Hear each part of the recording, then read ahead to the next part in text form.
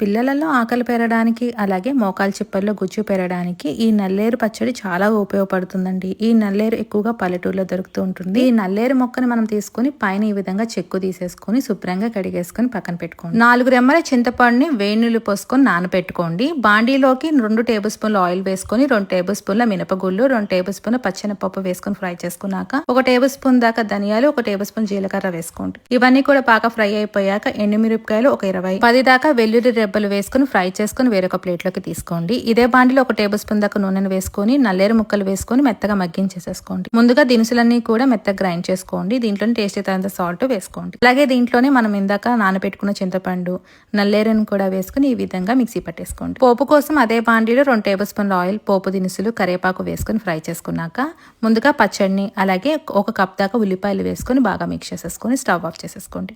వేడి వేడి అన్నంలో నెయ్యి వేసుకొని తింటే సూపర్గా ఉంటుంది.